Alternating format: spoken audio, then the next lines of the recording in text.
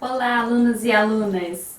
Trago a vocês uma aula do verbo to be no passado simples. Então, fiquem ligados na pronúncia, na forma de conjugar e nas frases que eu farei.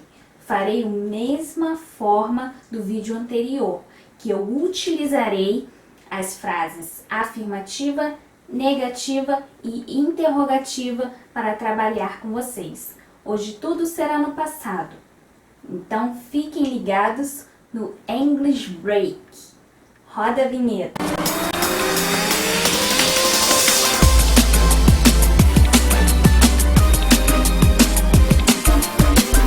Então, sigam a sequência da aula.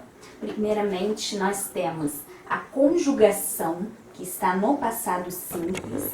E depois nós temos 3 frases. Eu estar falando com vocês e vocês ficarem atentos à pronúncia e, claro, ao conhecimento. Então aqui nós temos a primeira coluna, que é o singular, e a segunda coluna se trata do plural, a conjugação do inglês no passado simples. Mas antes de mais nada, eu quero falar a vocês que no vídeo anterior eu passei a aula do verbo to be no presente simples. Ou seja, nós trabalhamos com o verbo am, are e is. Hoje nós veremos apenas 2 verbos, was e were. Então vamos lá. Aqui eu tenho a primeira pessoa do singular, que é I was, significa eu estava. A segunda pessoa do singular é you were, significa você estava. A terceira pessoa do singular eu tenho he, she e it, acompanhado do verbo was, significa ele ou ela estava. A primeira pessoa do plural eu tenho we were, significa nós estávamos. A segunda pessoa do plural eu tenho you were, significa vocês estavam. A terceira pessoa do plural nós temos they were, significa eles ou elas estavam.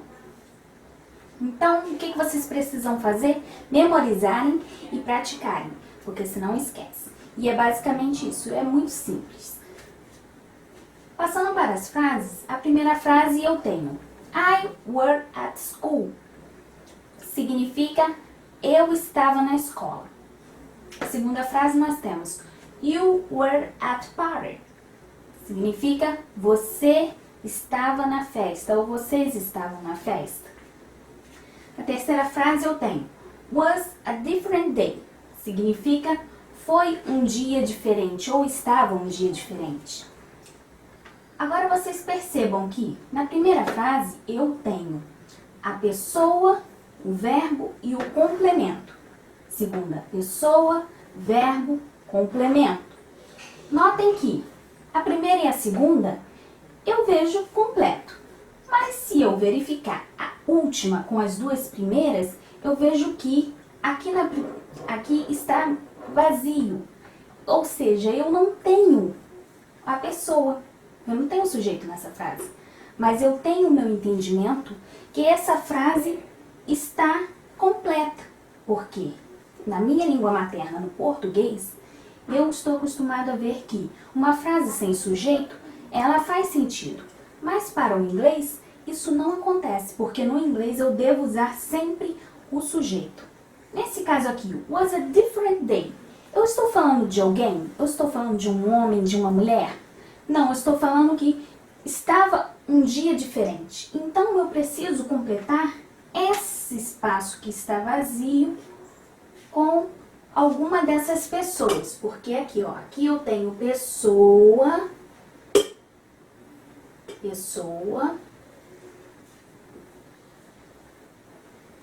e depois eu tenho o verbo. Depois da pessoa eu chamo isso de verbo. Isso é o meu verbo.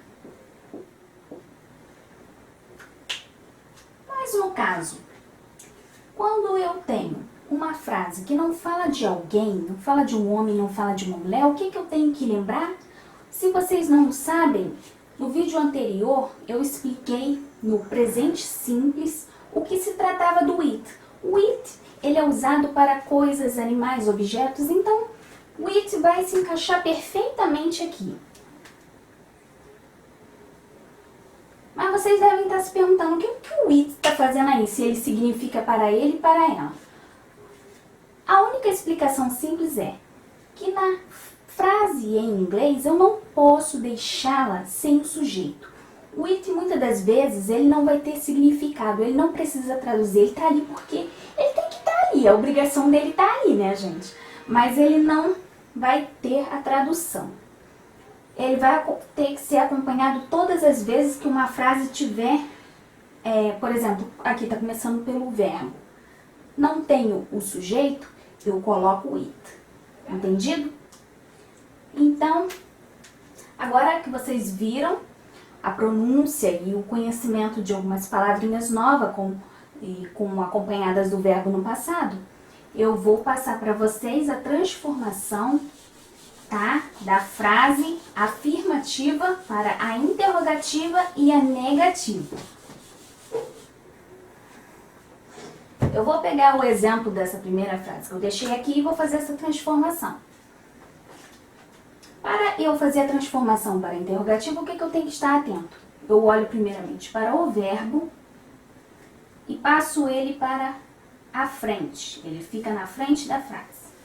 Depois eu pego a pessoa, repito.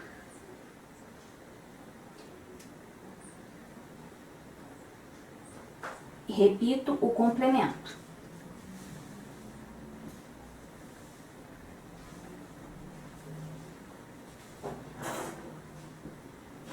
Bem, eu fiz isso, acho que tá certo, né? Não, não tá certo não, porque falta o ponto de interrogação para minha frase ficar completa. Falta o ponto de interrogação, senão minha frase, se eu não colocar o ponto de interrogação, ela vai ficar despencada. Pronto, eu fiz a minha frase interrogativa.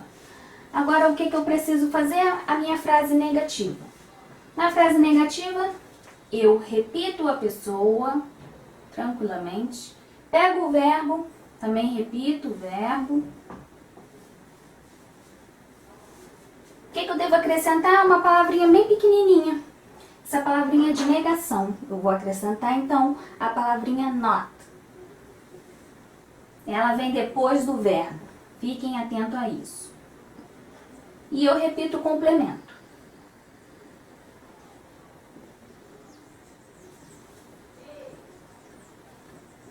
Muito bem. Agora nós temos a frase afirmativa, a frase interrogativa e a frase negativa. I were at school. Frase afirmativa. Eu estava na escola. Were I at school? Eu estava na escola? I were not at school. Eu não estava na escola. Frase negativa. Então, gente, a nossa aula de hoje foi essa. Ela termina por aqui. Eu espero que vocês tenham gostado. Se vocês gostaram, deixe sua inscrição logo aqui abaixo, tá? Ative o sininho de notificação para estarem por dentro de conteúdos novos e deixe seu like também como apoio. Muito obrigada pela atenção de todos e bons estudos. A aula que vem, eu vou passar para vocês o verbo to be, mas ele vai estar na forma do simple future. Nós vimos que was, were, é o passado simples. Nós vamos agora ver o simple future. Fiquem ligados na expectativa que vem coisa boa por aí. Vocês verão o futuro de vocês. Tchau, tchau, até logo.